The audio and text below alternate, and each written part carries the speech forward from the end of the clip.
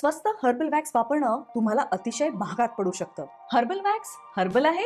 जे प्रॉडक्ट तुम्ही natural herbal wax समजत होतात ते नॅचरलही नाहीये, हर्बलही नाहीये आणि वॅक्स तर नाहीच नाही. हर्बल वॅक्सच्या नावाखाली काय तुम्हाला गंडवलं जात आहे?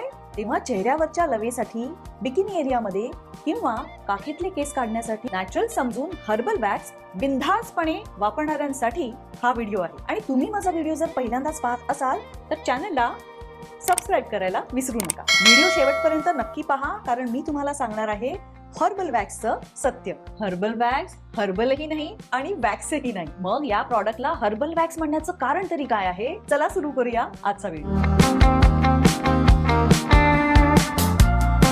जरा विचार करा, हेअर रिमूव्हर ही प्रॉडक्ट कॅटेगरी अगदी मोठी आहे आणि जर हेअर रिमूव्हर साठी एखादा नॅचरल हर्बल उपाय असेल तर तो जगातला नंबर 1 ब्रँड होणार नाही का? मग केमिकल डेपिलेटरी बनवणारी कंपनी जसं व्हीट किंवा एपिलेटर्स बनवणाऱ्या कंपन्या जसं ब्रॉन आणि फिलिप्स आहेत त्या काही मूर्ख आहेत? हर्बल वॅक्स ही काय बरं भानगड आहे? त्याच्यात नक्की काय आहे? कुठले इन्ग्रेडियंट आहेत? ते कसे काम करतात? या प्रॉडक्टमुळे केस कसे निघून येतात? हे हर्बल वॅक्स सेफ आहे का? चेहऱ्याच्या नाजूक त्वचेसाठी किंवा प्रायव्हेट पार्टसाठी ते वापरणं योग्य आहे का? हर्बल वॅक्सचे फायदे काय आहेत? त्याचे दुष्परिणाम काय आहेत? या सगळ्या प्रश्नांची उत्तरं आजच्या व्हिडिओमध्ये मी तुम्हाला देणार आहे. तेव्हा व्हिडिओ शेवटपर्यंत पहा. सुरू करूया आजचा व्हिडिओ. हर्बल वॅक्स जे हर्बलही नाही आणि वॅक्सही नाही.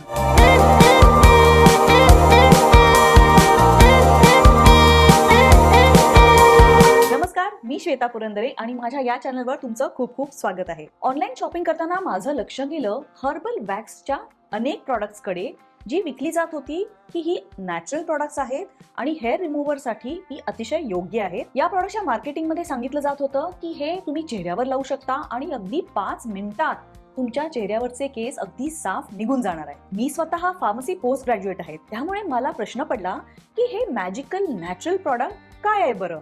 आणि मग मी थोडा रिसर्च केला आणि माझ्या लक्षात आलं की या सगळ्या कंपन्या मार्केटिंग मध्ये असं सांगत आहेत, यामध्ये चंदन, मुलतानी मिट्टी, केओलिन, कोरफड, मध, तांदळाचं पीठ, हळद आणि काही प्रॉडक्ट्स मध्ये चक्क 24 कॅरेट सोनं असल्याचा पण दावा केला जातो आहे.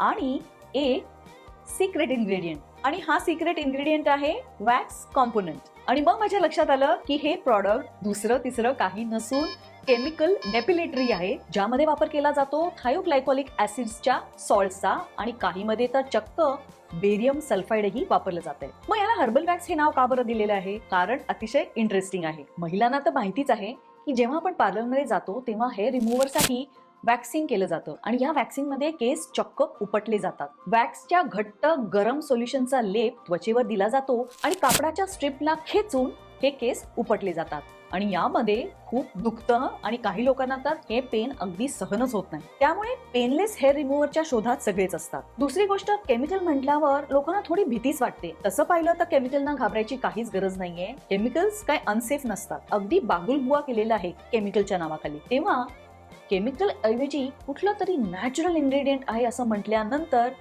आपसुकच लोकांचा कल अशा प्रकारची प्रॉडक्ट्स घेण्याकडे होतो. त्यामुळे एका केमिकल डेपिलेटरीला हर्बल वॅक्स असं गोंडच नाव देऊन तुम्हाला चक्क गंडवलं जातं. हर्बल वॅक्स वापरावं की वापरू नये? चला बघूया पुढच्या सेक्शन मध्ये.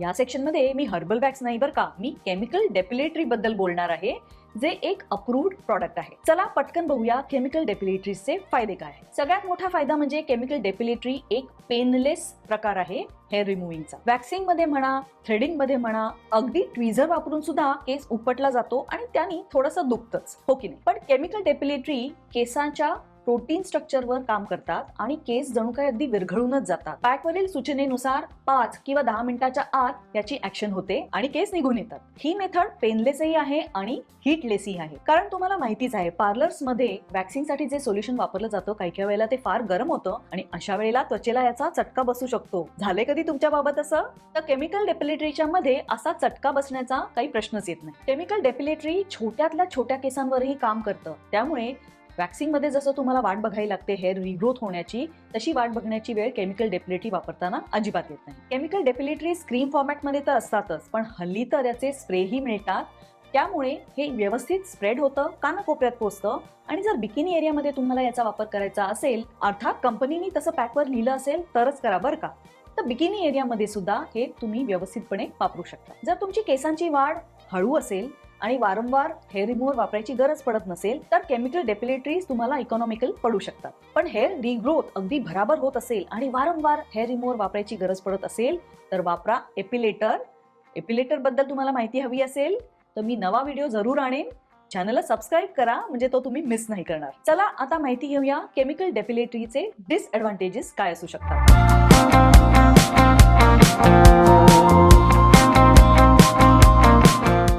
सगळ्यात पहिले म्हणजे केमिकल डेपिलेटरी मधले जे क्षार असतात, जसं थायोग्लायकॉलिक ऍसिड किंवा बेरियम सल्फाइड, जे हे हर्बल वॅक्स वापरतात, तर ही केमिकल स्ट्रॉंग असतात. कारण तुम्ही विचार करा, त्यांचं काम असतं केसाचं प्रोटीन विरघळवायचं. त्यामुळे ह्याचा परिणाम तीव्र असतो आणि त्यामुळेच पॅकवर दिलेल्या इन्स्ट्रक्शन नुसारच याचा तुम्ही वापर केला पाहिजे. जर पॅकवर लिहिलं असेल त्वचेवर तुम्ही हे फक्त 5 मिनिटांसाठी ठेवा तर 5च मिनिटांसाठी ठेवा. 10 आणि 15 मिनिटं अजिबात ठेवू नका बरं का. केमिकल डेपिलेटरीतल्या या इन्ग्रेडियंट्समुळे या प्रॉडक्ट्सना अगदी उग्र दर्प येतो आणि हर्बल वॅक्स पाण्यात विरघळल्यावर तर अगदी चक्क गटारासारखा सुद्धा या प्रॉडक्टला वास येतो. तेव्हा तुम्ही इमॅजिन करा की हे तुम्ही तुमच्या त्वचेवर लावणार आहात आणि ते तुम्हाला सहन करायला लागणार आहे. बरेचदा ही प्रॉडक्ट्स वापरून डोळ्याची चुरचूर होते, डोळ्यात पाणी पण येऊ शकतं. केमिकल डेपिलेटरी हीटलेस जरी असली तरी यामुळे केमिकल बर्न व्हायची भीती मात्र असू शकते, विशेषतः जर सूचनांप्रमाणे याचा वापर तुम्ही केला नाही तर. काही लोकांना सवय असते चेहऱ्यासाठी ब्लिचिंग क्रीम म्हणा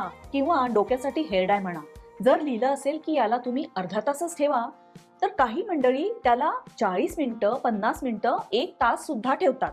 त्यांना वाटतं जितका जास्त वेळ हा प्रॉडक्ट राहील तितका जास्त चांगला परिणाम होईल. पण हे साफ चुकीचं आहे. प्रॉडक्टच्या पॅकवर लिहिलेल्या सूचनानुसारच याचा तुम्ही वापर करा, कारण हे प्रॉडक्ट तुमच्या त्वचेसाठी स्ट्रॉंग पडू शकतं. यामुळे केमिकल बर्न होऊ शकतात. तुमची त्वचा जर सेन्सिटिव्ह असेल तर तुम्हाला जास्त त्रास होण्याची शक्यता असते आणि जर तुम्ही ॲलर्जी प्रोन असाल तर तुम्ही जास्त खबरदारी घेतली पाहिजे.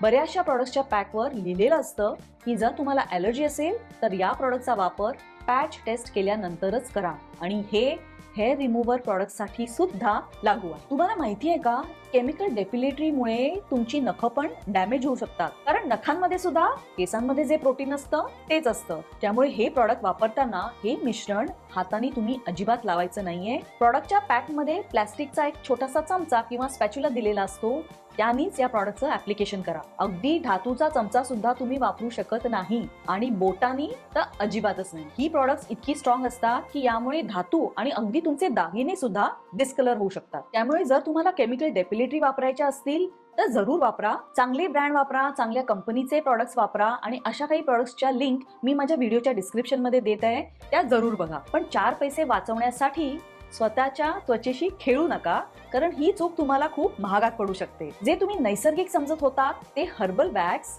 केमिकल डेपिलेटरीज आहे आणि याचा वापर करावा की नाही हा तुमचा निर्णय असणार आहे.